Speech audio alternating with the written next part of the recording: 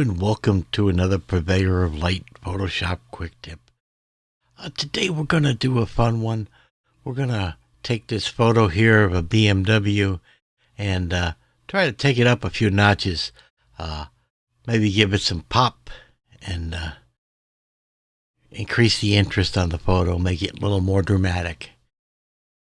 So let's go ahead and look at the photo overall. It's not a bad photo. What I can see here is a lot of potential for this photo. Like I said, if we increase the pop factor and the wow factor, I think we can make a really good photo here. All right, so I'm getting an idea of how I want to work this photo. And the first thing I want to do is I want to turn around and get the car on a separate layer because I'm going to work the background and the car separately. Okay, so that's my first thing. So let's see if we can utilize Photoshop's select subject. So select subject, we'll see how it does. And there we go. It's done a nice job. So I'll just hit Command or Control J, and that pops up a new layer with the just the car on it. So that'll help me out there. So now let's switch on to the background layer. And I'm looking at it and I'm going, you know, it would have been so great if the picture was taken just a little bit later, you know, into the blue hour, you know, because when you reach the blue hour, you start getting those magentas in the sky and, you know, everything becomes really beautiful quality light. And he's almost there with the photo, but not quite. So we're going to give him a helping hand and we're going to make it the blue hour. So I'm going to go ahead and utilize a brightness and contrast. So come up to adjustments and you can go brightness and complex, or you can come down here and do it down through here. Okay, so brightness and contrast. And now what I'm going to do, and again, this is totally aesthetic, so I'm watching the photo as I make the adjustments. There's not one correct value. For this photo, I'm going to drop the brightness down. See, I'm making it more into that blue hour. Okay. And I'm looking at the photo until I'm happy with the ambience. And I'm going to say about right there is pretty good. Okay. So if I turn that on and off, you could see I have really dropped the background, made it more dramatic. Okay. I gave it that blue hour thing. And you can even see that we're starting to get some colors back into the sky, but not enough for me either. So we'll have to work that as well. Okay. And I'm going to jump up and click onto the car layer. And I'm going to add a couple layers here, a couple curves layers. Okay. So I'm going to come up, do adjustments, and I am going to go to curves. And I'm going to do that one more time because I want two layers. Okay, so now I have two curve layers. And I'm going to label this first one burn. And this one I'm going to rename and dodge. Oh, I can't even spell, huh? Okay, dodge. All right, these are going to be my layers here. I used to do it a whole bunch of different ways, but I've found that over time I really like using curves to do my dodging and burning. So the burn, there's the curve. So if I want to burn, that means I want to make things darker. All right. So in order to make the picture darker, I pull down on the thing. And there you can see that's what that's going to do. And then I'm going to click on the layer mask and I'm going to hit Command or Control I to invert the mask. So the mask is essentially not affecting the photo.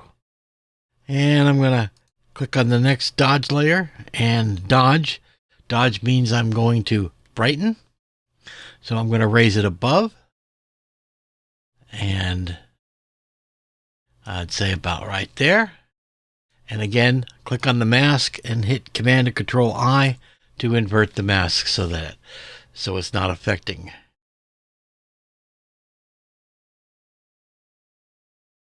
Okay. So now I'm going to take this. Let's do the dodge first. So I'm clicking on the dodge layer and I got my brush set with white. And I've got it a very soft brush because I don't want anything to look, jagged or that. And I'm going to be doing a relatively low flow. Okay. About 19, I think. Soft brush, round thing.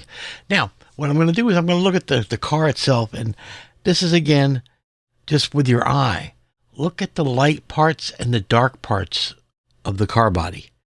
And what I want to do is I want to enhance them. So, right here across the side of the car is a light spot. You can see the highlight.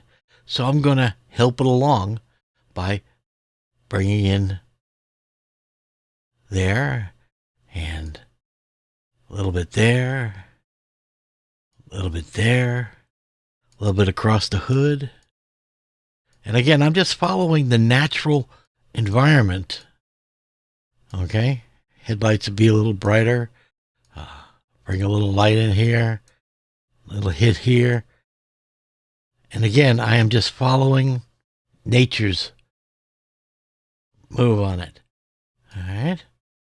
Nothing more, nothing less. Just following nature's line. If I want to get a little creative, I could do it on the cars, the rotor here. Very carefully. Just brighten up the rotor. And again, I'm doing this all on the dodge layer. I can even run the spokes of the wheel to brighten them up if I wish.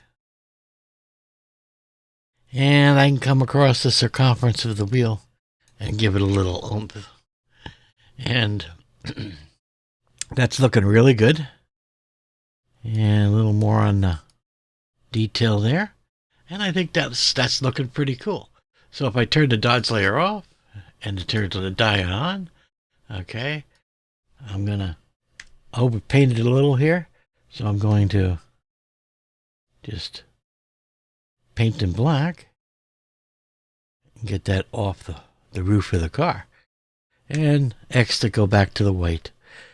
Okay, so that's looking pretty good. The burn, not going to do too much burning, but we'll do some. And again, the burn, I'm going to follow the natural dark areas, okay? So where the shadows are. And so like underneath the door here, where there's a darkness, okay? Where there's a darkness is where I'm going to increase the darkness. And I'm following the lines.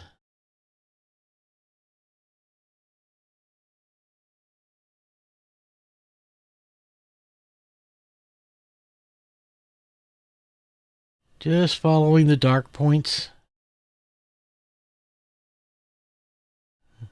Okay. It's looking pretty good. And let's see. There and there. You see, I'm putting more detail, more like a 3D effect onto the car. Okay, so we've done our dodging, our burning. We've taken the background down, right? We started with this. We came down to this. So we're moving right along. But I got to do one more thing. And that is I got to bring more color into this. Okay. This, I need to put more magentas and more saturation in the sky because I could tell the colors that were there. And the camera just couldn't capture it all. It was too much of a dynamic range. So let's give the camera a helping hand here again. So I'm going to bring in a hue and saturation. You can get it from up here, or you can come down and here and look for hue saturation. Bring that layer on. And this one here, it's going to be a simple thing. I want to increase the saturation of the colors that are in the sky. Okay. So I'm going to just simply increase the saturation. Looking at the sky. Okay. I'm going to turn it on and off. And you can see I'm not adding color. Okay. I'm just increasing the saturation that was there that the camera couldn't quite bring out.